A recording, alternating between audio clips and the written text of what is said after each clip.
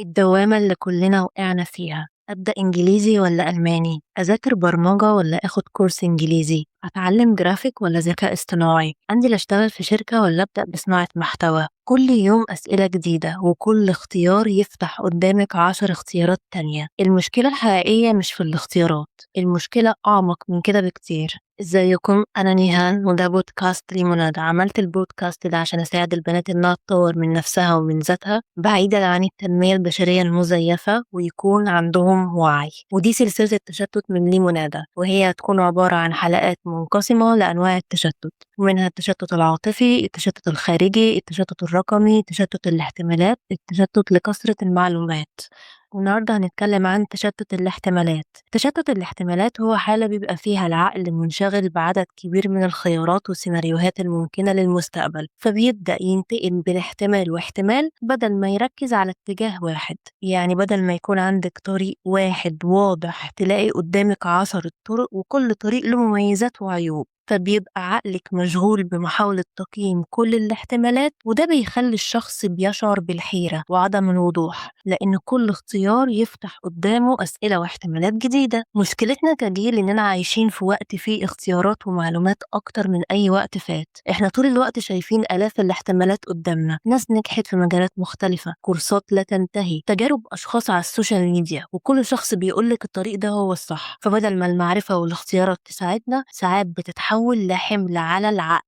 تلاقي نفسك مش بس بتفكري أنا عايزة إيه، لكن بتفكري في 10 الأسئلة مع بعض. طب لو اخترت غلط؟ طب لو في اختيار أحسن وأنا مش شايفاه؟ طب لو ضيعت وقتي في الطريق ده؟ وهنا العقل بيدخل في دوامة إنه يحاول يتوقع المستقبل قبل ما يبدأ أصلا. وده هياخدنا لأول سبب، وهو إنك عايزة تضمني إن اختيارك هو الصح من أول مرة، من غير تجربة أو تغيير أو تصحيح في الطريق، وإنك ما تضيعيش وقت. فالعقل هنا بدل ما يركز على إزاي أبدأ، بيبدأ يسأل السؤال الأصعب: إيه الاختيار الصح 100% اللي مفهوش غلطة؟ وهنا المشكلة، لأن الحقيقة إن مفيش اختيار مضمون 100%. كل اختيار له مميزات وله عيوب، وكل طريق فيه تجارب وتغيير. لما العقل يحاول يوصل للاختيار المثالي من أول مرة، بيحصل له حالة اسمها التجمد. يفكر كتير، يقارن كتير، يخاف يختار غلط، وفي الآخر ما يختارش خالص. وده اللي بنسميه شلل الاختيار، يعني كثرة التفكير في الاختيارات لدرجة إن الإنسان ما بيتحركش. وده للأسف الشديد مستحيل في الحياة. الحياة مش اختيار واحد صحيح، هي أقرب لتجربة وتعديل مستمر. وده هيخلينا نسأل نفسنا سؤال مهم: هو إحنا كنساء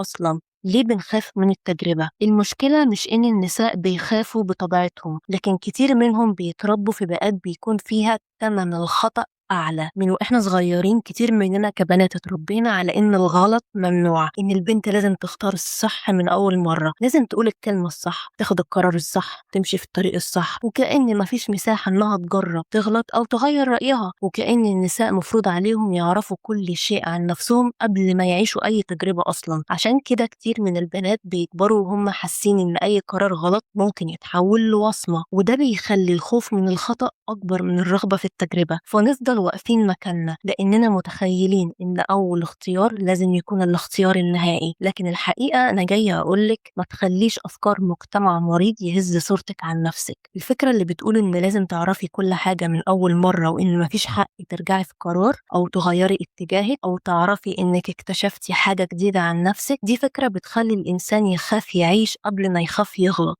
انت مش مطالبة يبقى عندك كل الإجابات وانت عندك 18 سنة أو 25 أو حتى 40. مش مطالبة تعرفي شخصيتك بالكامل قبل ما تجربي، ومش مطالبة تختاري الاختيار المثالي من أول مرة، لأن الإنسان بيتغير، بيتعلم، بيكتشف نفسه مع الوقت. والقرار اللي غيرتيه مش دليل انك انت فشلتي، بالعكس احيانا بيكون دليل انك انت بطلتي تعيشي على توقعات الناس وبدأتي تسمعي نفسك. ما تخليش الخوف من نظرة الناس يخليكي تعيشي عمر كامل في طريق مش شبهك. ليه أصلا مش ممكن تختاري الصح من أول مرة؟ لأنك ببساطة مش عندك خبرة كافية قبل ما تبدأي أصلا، ومش هتعرفي تحكمي على المجال أو الطريق من الخارج زي ما هتحكمي بعد التجربة. حتى لو الناس كلها قالت لك المجال ده حلو، الاختيار ده صح، الطريق ده هو الصح، ممكن في الآخر بعد التجربة ما تحبهوش أو تشوفي إن هو مش مناسب لشخصيتك. وده هيودينا لنقطة القطيع. لما تلاقي كل الناس حواليكي بتقولك ادخلي المجال ده، المستقبل كله هنا، اتجوزي اتجوزي في السن ده، خلفي في السن ده، امشي في الطريق ده، طبيعي تبدأي تحسي ان ده هو الاختيار الصح. لكن الحقيقة ان كثرة الناس في طريق معين مش معناها انه مناسب ليكي. كتير من الناس اختاروا كليات ووظايف وجواز او حتى طريق حياة كامل مش لانهم كانوا عايزينها فعلا، لكن لان كل اللي حواليهم كانوا بيعملوا نفس الحاجة، وبعد سنين اكتشفوا انهم كانوا بيعيشوا حياة اختارها المجتمع ليهم مش الحياة اللي اختاروها بنفسهم. وده بيحصل لان الانسان بطبيعته بيحس بالامان لما يمشي مع الاغلبية. لكن الحقيقة ان انتشار اختيار معين مش معناه انه الانسب ليكي. الناس مختلفة، شخصيتها، ظروفها، أولوياتها، وحتى معنى السعادة عند كل واحد مختلف. عشان كده اسمعي الناس، استفيدي من تجاربهم، لكن ما تفرضيش ان الطريق اللي نافع غيرك لازم ينفعك. اكتشاف نفسك مش بيحصل مرة واحدة، احنا بنتغير، ذوقنا بيتغير، أولوياتنا كمان بتتغير. وعشان كده طبيعي جدا ان الحاجة اللي كنتي متحمسة ليها من سنة تكتشفي بعد التجربة انها مش المكان اللي عايزة تكملي فيه. وانتي بتطبقي الكلام ده هتسألي لنفسك سؤال: هل تغيير الطريق تضييع وقت؟ المجتمع زرع فينا فكرة إن النجاح خط مستقيم، يعني لازم لما تبدأي في مجال تكملي للآخر، ومش بس كده وكمان تنجحي فيه. يعني إيه بعد ما اتجوزتي عاوزة تتطلقي؟ يعني إيه بعد ما دخلتي مجال دراسة معين عاوزة تغيريه؟ إزاي بعد كل السنين والمحاولات دي عاوزة تتغيري؟ فبالتالي أي حاجة غير مستقيمة في نظرهم، تجربة مجال جديد أو تغيير قرار، تترجم تلقائيا على إنها تضييع وقت. بس ده غلط تماما، لانه وانتي بتتعلمي اي شيء جديد انتي بيكون عندك وعي بالنفس، انتي بتفهمي ايه اللي يناسبك وايه اللي ما يناسبكيش، ايه اللي بتحبيه وايه اللي مش بتحبيه، وده في حد ذاته مش تضييع وقت. مش كل طريق مش بيكمل هو خطأ، في طرق اسمها طرق استكشاف، دي مش هدفها انها تبقى النهاية، هدفها انها توصلك للنهاية الصح. ابدأي بدل ما تفضلي واقفة على باب الاختيار وتعيدي نفس الأسئلة كل يوم: اختار الطريق ده ولا اختار الطريق ده؟ جرافيك ولا مونتاج؟ اختار برمجة ولا اتعلم انجليزي؟ طب كوري؟ طب اختار الطريق ده؟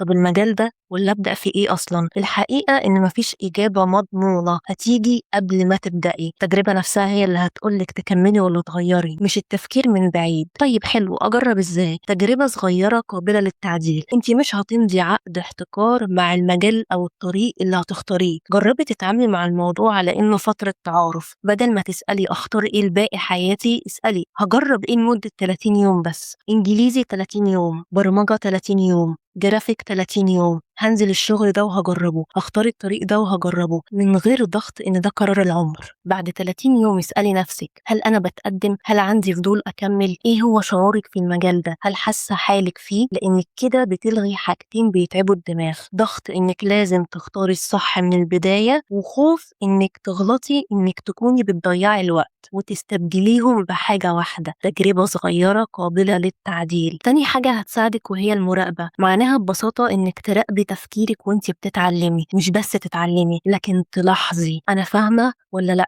الطريقة دي نافعة؟ انا بتقدم ولا واقفة؟ هنا انتي بتنقلي تفكير من قبل لأثناء.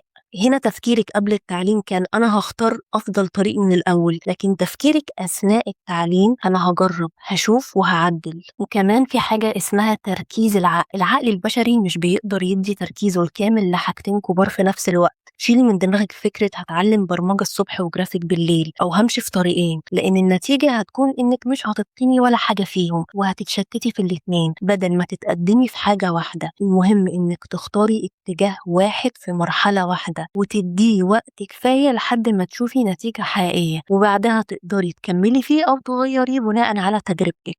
المعرفة مش بتيجي قبل التجربة، لكنها بتتولد أثناءها. ادي لنفسك نفس الحق اللي بتديه لأي إنسان: حق إنه يجرب، حق إنه يغلط، حق إنه يغير رأيه لما يتعلم حاجة جديدة عن نفسه. لأن أسوأ قرار مش إنك تغيري الطريق، أسوأ قرار إنك تكملي في طريق عارفة إنه مش مناسب ليكي بس علشان تثبتي للناس إن أول اختيار كان صح.